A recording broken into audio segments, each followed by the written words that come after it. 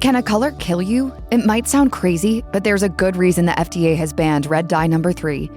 When we think of red number 3 in food, the first thing that usually comes to mind is candy. But while there are loads of red candies out there, only a few of them get their color from red number 3. The chocolate-coated candy Sixlets, Jordan almonds, candy corns, mellow cream pumpkins, conversation hearts, certain gummy candies, Pez, and double bubblegum all contain red number 3 for now. Other popular red candies like Twizzlers, Swedish Fish, and Haribo contain red number 40. In the savory foods category, red number 3 has made its way onto the ingredients lists of a number of foods. Some cans of tomato sauce, like the brand Iberia, use artificial red color, while certain plant-based meats are injected with red number 3 too, including the veggie bacon sold by popular meat-free brand Morningstar Farms. Popular rice brand Vigo pairs red number 3 with yellow number 5 to punch up the brightness of its saffron yellow rice and authentic Mexican rice. Plenty of pink-colored foods rely on red number 3 to heighten their visual appeal too. Nesquik strawberry milk and Yoo-Hoo strawberry drink incorporate red number 3. So do various strawberry ice creams, yogurts, and shakes. Other dessert items are also rife with red number 3. Cake icing and sprinkles, funfetti cake, and some Friendly's ice cream cakes all have red number 3 in them.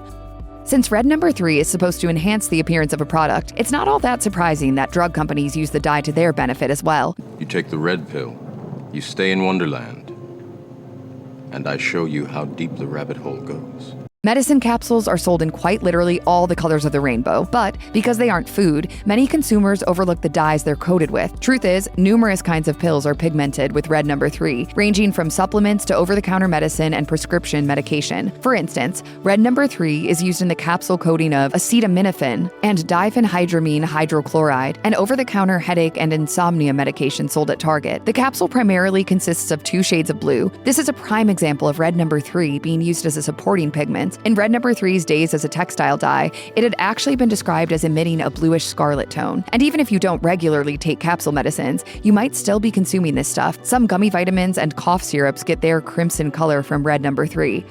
In 1876, Swiss chemist Karl Kussmaul created red number 3 in a laboratory at the University of Basel in Switzerland. Kussmaul's creation was known as erythrocene, named for the ancient Greek word erythros, meaning red. Erythrocene quickly caught the attention of a commercial textile company, which began manufacturing erythrocene for the purpose of dyeing silk and wool. Erythrocene has been made by dissolving fluorescein, an organic fluorescent dye, in alkaline water and combining it with iodine dissolved in a diluted caustic soda. The crystalline substance it formed was mixed with more iodine and other chemicals like potassium dichromate and sulfuric acid, both of which are corrosive and carcinogenic compounds. Erythrocene was commercialized in an era when synthetic dyes were still largely primitive, however. In 1856, 18-year-old scientist William Henry Perkin had become the first person to synthesize a dye. Perkins made a purple-hued dye called mauveine while experimenting with derivatives of coal tar.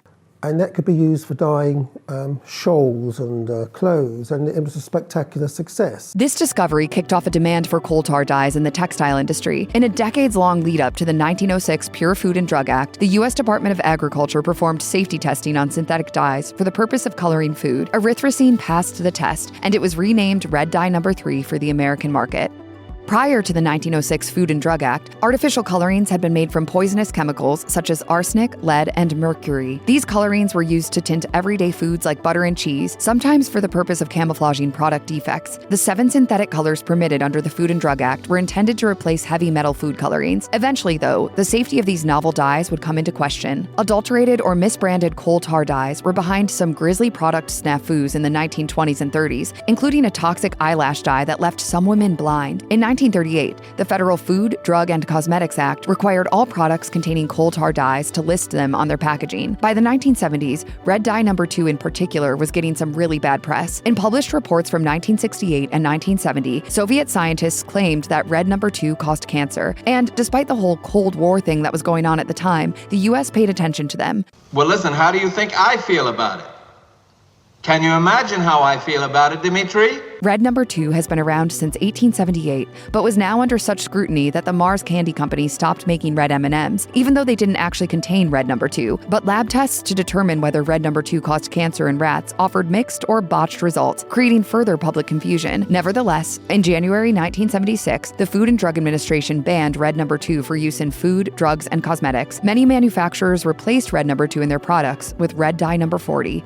In 2025, the FDA announced a ban on red dye number 3. It's in a lot of things, right? It is. A lot of those candies and frostings and sprinkles and drinks. The ban cannot come into place immediately, however. Food manufacturers have until January 15, 2027 to phase red number 3 out of any of their products. Drug companies will have until January 18, 2028. This grace period allows businesses time to reformulate their goods mindfully, lessening the risk for quality control issues at the retail level. It'll also prevent the supply and demand issues that would occur if every product containing red number 3 was suddenly taken off sale. Several companies are already working to expunge the dye from their wares. Keurig Dr. Pepper, owner of Yoo-Hoo Strawberry Drink, has committed to getting a red number 3 free version of the beverage in stores by the end of 2025. Ferrara Candy Company said its seasonal Brock's candies will be sold without red number 3 for the fall of 2025, and all traces of it will be nixed by the company by the end of 2026. Imported goods made in countries where red number 3 isn't banned will need to modify existing recipes for their American customer base. For companies that operate internationally, however, this kind of thing is nothing new. For example, U.S. brand Kellogg's domestically sells breakfast cereals with chemicals that are banned abroad, but tweaks the ingredients in versions sold overseas. Fruit Loops in the US contains yellow number 5, blue number 1, and other synthetic colors, while Fruit Loops in the UK are tinted with fruit and vegetable concentrates.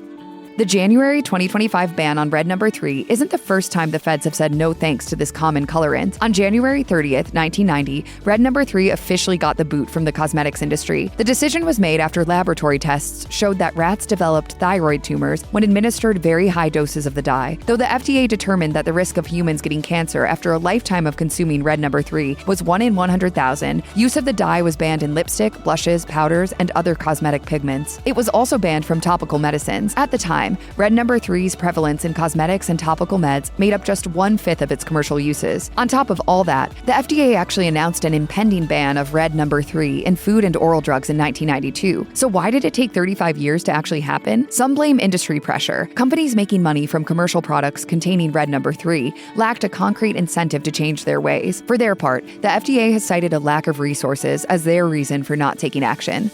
The U.S. has a reputation for pumping lab-derived additives into processed foods, which is all the more reason why the red number 3 ban feels like a step in the right direction. And if that product has more than 5 ingredients, it's more likely an ultra-processed food. These are products that we want to limit in our grocery carts. Notably, this decision comes more than 30 years after the EU took red number 3 out of commission in 1994. Well, almost. The EU still allows red number 3 inside maraschino cherries. Other countries, though, maintain that red number 3 isn't as dangerous as it has been made out to be. One of the more outspoken nations in defense of red number 3 is Canada. According to the Canadian school of thought, the concerns surrounding red number 3's carcinogenic properties come from antiquated evidence. When the FDA banned red number 3 in food, it cited the Daly Clause, a piece of legislation from 1960 prohibiting the use of artificial additives in food if they've been scientifically proven to cause cancer. Canadian health officials acknowledge that high doses of red number 3 cause thyroid tumors in rats, yet doubt that the amount of red number 3 consumed by humans would produce the same effects. By that account, it's not significantly more dangerous than the synthetic yellows, blues, and green food colorings the U.S. still allows.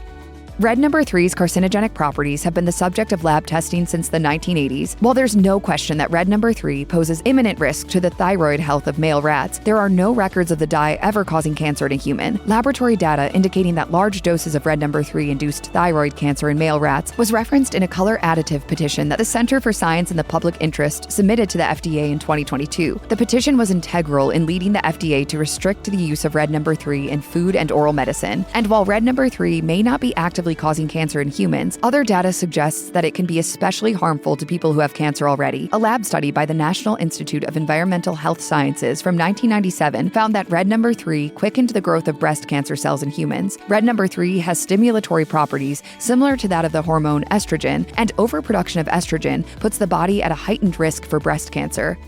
For companies that have been using red number 3 for years, putting down the dye might be hard, but it's far from impossible. Natural food colorants are favored by many modern food manufacturers. In 2015, Aldi removed artificial colors from all of its store brand products, and in 2018, Campbell's declared that all of its soups sold in North America were free of artificial colors and flavors. Indeed, you'll find plenty of highly pigmented elements in nature, and they have been replacing fake colors for quite some time. Beets and pomegranates are expected to take red number 3's place in food in the near future. The rich reddish pink hues beets and pomegranates provide are just two of several natural alternatives food companies have at their disposal. Cochineal dyes, also called carmines, get their rich crimson color from the ground-up bodies of insects.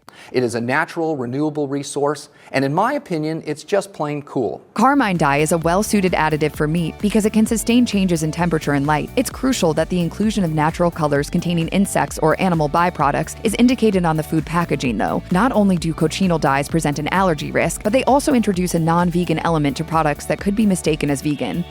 Red No. 3's privileges as a color additive were revoked on the grounds that it could cause cancer in humans. To that end, other artificial food colors and potentially harmful additives could be next on the chopping block. California has been leading the charge in possibly banning or at least heavily limiting the use of chemically derived colorants in food. Under the California School Food Safety Act, which was approved on September 28, 2024, food served in schools throughout the state must be free of blue No. 1, blue No. 2, green No. 3, red No. 40, yellow No. 5, and yellow No. 6. The legislation takes effect on December 31st, 2027. In particular, studies of red No. 40, yellow No. 5, and yellow No. 6 have not yielded comforting results. Red No. 40 contains the carcinogenic contaminant P-cresidine, which is known to emit toxic fumes and irritate the skin and eyes. Yellow No. 5 and yellow No. 6, meanwhile, contain benzidine and 4-amino biphenyl, two carcinogens that can cause bladder cancer through oral exposure.